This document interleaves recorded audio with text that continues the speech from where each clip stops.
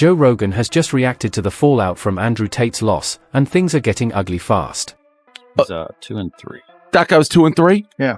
So if you can really fight, you take him out pretty quick. There's Tommy a lot Fury, of guys that are 2-3 that are still good fighters. He was on, he's Big Brother.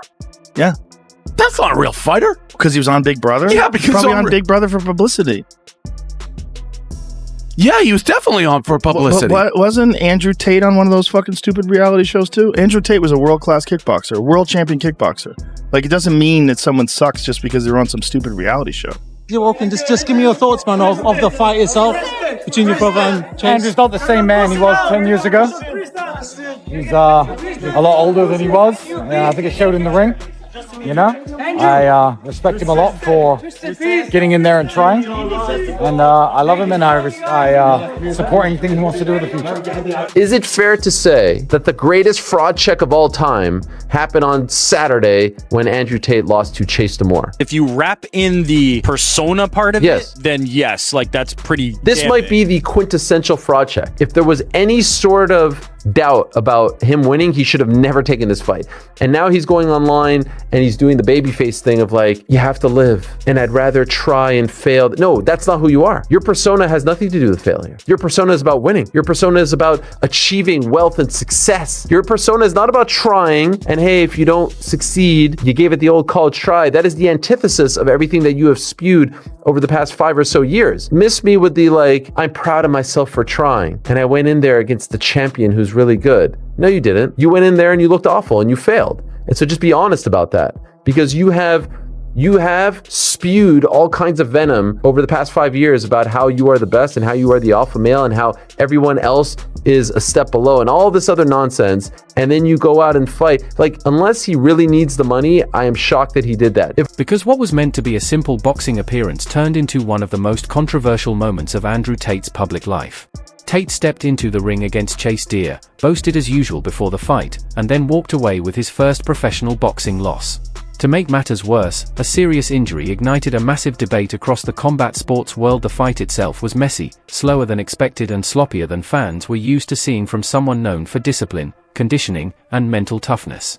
Tate looked strong early on, but by the second round, his energy dropped, his movement slowed, and Chase Deer began taking control. By the final bell, Tate had no real answer, and the judge's decision mirrored exactly what the audience had seen. But it wasn't just the loss that caused chaos, it was what came after. Andrew Tate admitted he got tired in the second round, yet quickly clarified that he doesn't make excuses. Time to break down the great cope session of Andrew Tate. I've been making these videos for many years, breaking down the excuses that UFC fighters make after a loss for the world championship. And I never thought I'd be making one about Andrew Tate, but here we are, and it might just be the worst, most embarrassing thing I've ever had to break down. This is insane to me. He blamed God at one point in this. I know some religious people like to put their win or loss in the hands of God, but he sounded an awful lot like he was just blaming God for his loss at one point during this video, and there's so much more to it. My main takeaway is this. He's talking about this like he stepped up on 2 days' notice to fight prime John Jones in the UFC and came up short. If Volkanovski was saying some of the things that Tate says in this video after he took the Makhachev rematch on short notice across the world upper weight class when he knows he shouldn't have, I'd understand those takes, some of them. But Tate is talking about this little gimmicky layup Chase Damore fight like it's some kind of world championship defeat. Very, very embarrassing. And you can tell by the end of this, he's truly broken by this reality, even though he puts up a good front at the start. So we're going to go through the opening moment here. You know, I've seen Andrew fight 86 times. I've been in this corner every time. I'm proud of him for taking on this challenge. As Andrew said, time is the fire in which you will burn. He's not the same Andrew Tate I remember from 10 years ago. Maybe there'll be some more fights for him in the future, maybe not. Fights for you? That's all. We'll see. Luke, what do you think? I'm gonna enjoy Christmas. And 10 years out, 40 years old. Gave it my all, but he's tough. I don't know what to say. He's really tough. Congratulations to him.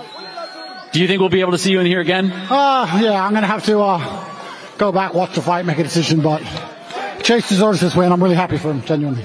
Do you have a message to all the fans back home that are watching you? It's better to try and... Then he contradicted himself again by explaining why the fight didn't reflect his true ability. Instantly, the internet pounced, because this is the same Andrew Tate who once tweeted, "What do you call someone who loses? A loser." The same Andrew Tate who built his entire brand on domination, winning, and absolute certainty.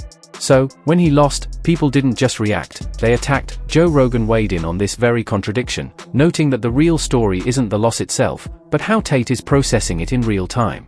Rogan made a crucial point that most people are missing: coping doesn't always look clean. Some people spiral, some deflect, and some speak before they've even fully processed what happened. Starts talking about things, and then we're going to get to some of the crazier bits, because it's going to build. His demise, his facade of being okay with this loss will shatter at some point along this video. So I want you guys to be along with the journey, okay? I want you guys to be along with me for the journey of Andrew Tate's mask breaking as we go through this.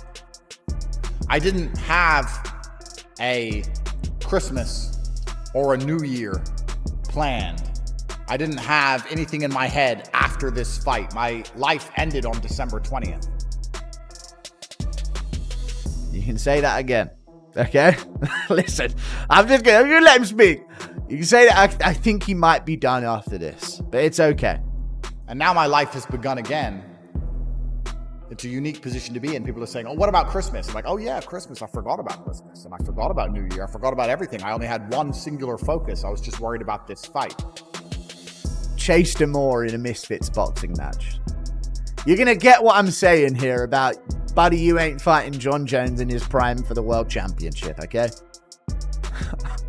You're going to understand where I'm coming from the more he delves into his psyche about this loss. And I actually wish, for his sake, he would have said, I should have taken it more serious. Because if he was taking it so serious as to there being nothing after this date for him in his life whatsoever, and that's what he came up with, it was an embarrassing performance. It wasn't just about him gassing out. It was about him looking absolutely abysmal at striking. He looked like an influencer who picked up combat sports for a 6-week training camp and went out there and had a go at it. And he's been living this life of like, I'm a world champion at this and that.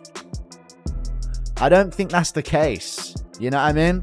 We go to 0-13-51 of his little fucking Rumble show here. The best thing about this fight was that I got to spend the last 4 months with only one thing to think about. I got to be with Amir, my coach, every single day. 4 months with his coach every single day, 2 rounds of cardio. It's tough. That's 6 minutes. Fair play to Chase Damore, because I think people, I said to a few people that I thought Chase Damore could beat Andrew Tate, and they'd be like, no, Andrew Tate will win. Andrew Tate will be easy. And I was like, trust me, Chase could do it. Chase could do it, man. Because Chase is awkward. That's what people don't understand. When you got, I don't know how tall he is, 6'5", 6'4". You've got someone like that in front of you, and they're awkward with it. They're very difficult to fight, and that's why Andrew Tate couldn't do anything. You know, I mean, I don't think Andrew Tate looked great anyway, but when you add that to how awkward Chase is, then it's going to be a hard night's work. And people don't remember. People only remember what, I mean, it was a big meme, but people only remember Chase from when he was missing those shots and when against Josh Bruckner, 2022 November on the Mrs. Austin card, like fighting his dreams. Exactly, like he was fighting an invisible fighter, and that became a meme. If you look from where he's come from that moment to now, it's a big transformation. So I think people, because of that meme, people hold on to that rather than see his improvements. You know, I'm not saying he's the finisher arc or anything like that, because he's still new to boxing. He still needs to learn great fundamentals and keep improving every time. But it's been And that's exactly what this feels like. But here's where the narrative splits. On one side, critics argue that Tate exposed himself, that the cardio excuse proves he wasn't prepared, that he talked himself into a corner and couldn't back it up, and that this loss shatters the invincible image he's been selling for years. On the other side, something unexpected happened. Many people gained respect for him because Andrew Tate didn't need to fight. He didn't need the money, the exposure, or to risk his image in a real combat sport. If you sit and say, I'm going to try this thing, and I know I'll succeed, and everybody is going to say good things about me. So to make sure that happens, I'm going to cheat, or I'm going to be underhanded. I'm going to do some sneaky shit, because I need these people to say good things about me. They already fucking own you. This isn't a lesson to be learned. You didn't need to cheat by hopping on roids or something to beat. You shouldn't have had to beat Chase Demore, Andrew Tate. Now I'm speaking to Andrew Tate as the real fighter I considered him to be. If you think you need to do these underhanded, cheaty things to get it done just because of what people are going to say, then they own you.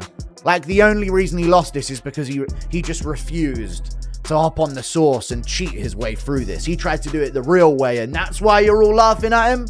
No, we're laughing because you look like shit and like you couldn't throw a fucking punch. I used to think, say what you want about Andrew Tate, he'd fuck you up. Now I don't know. Now I just don't fucking know. Even KSI, Jake Paul, calling him out in the early days, a couple of years ago. Logan Paul and Jake Paul calling out him and Tristan. The comments used to be saying, they wouldn't call out real fighters. You know, people forget, man. Andrew Tate and Tristan Tate are real fighters. They want to watch themselves before they call out them. Now it would be different. Now I think the narrative would be, man, Andrew Tate don't want nothing to do with Jake Paul. If Andrew Tate fought KSI, it'd be flatlined. This isn't what we're not mocking you because you refuse to hop on the sauce to beat Chase Demore. You should have just looked a bit better at fighting against him. You look like a pansy out there. That's the critique we have. Test him the way he needed to be for this fight, and he's baffled as to why he gassed, when the reality is his legs went, his arms went, because there was a lot of clinching. Chase was bigger than him, and Tate threw a lot of power punches, and he struggled to land them. You didn't see a lot of that in camp, clearly. Made it an ugly fight. Chase is a strong athlete, and he kind of bullied Andrew. He didn't get bullied in camp. Or he's trolling, and I don't know which one it is. And I took this fight knowing it was a risk. Guys, I could have fought a tin can. I could have fought an idiot, and everyone would say, top G, top G, top G. I could have fought some nobody and beat up some nobody. But what's the point in that? He called Chase a nobody and an idiot before they fought. I mean, again, it just writes himself. What's the lesson in that for me? Where's the lesson in that for you? I put it on the line. I get in the arena. Everyone with an opinion is on the sidelines. Imagine living a life where you're so afraid of loss that you never get to win. You sit in the corner as a coward, writing Twitter comments at people who take risks you will not take. But he don't care about it, y'all. He don't care. If he would have come on here and been like, you know what, I'm fucking pissed off at people talking shit, then I would respect this a lot more. But you can't come on here and talk about, oh, I don't care about what people got to say, and then go on a diatribe about what people got to say, dude. You can't. Napoleon is in the history books. He lost battles. He lost to Chase Demore. I'm playing. And you have to know that, and you accept that when you agree to take the risk in the first place. Facts. I agree. And that is the barrier that prevents most people from getting anywhere. The what if I lose? I just lost in front of the world. Got paid $20 fucking million fucking dollars. I'm fine. And immediately, dude. Immediately, I lost in front of the world. And instead of being like, boom, end the video, I'll move on, I'll get better, I'll come back stronger, he's like, by the way, though, got paid more than you ever will. I don't care about what you think, though. Oh my God. I don't know why I found that so. $20 million. That's a lot, dude. That is crazy money. Shout out to him, dude. Life changing for most of us, probably not for Andrew Tate. I'm still waiting on what would have happened should he have won. And that's exactly how it feels. Yet, here's where the story splits. Critics argue that Tate exposed himself, that claiming cardio issues proves he wasn't prepared, that he boxed himself into a corner he couldn't escape, and that this loss dismantles the invincible image he's built over the years. But something unexpected happened on the other side. Many people gained respect for him because Andrew Tate didn't have to step into the ring. He didn't need the money, the spotlight, or to risk his reputation in a real combat sport.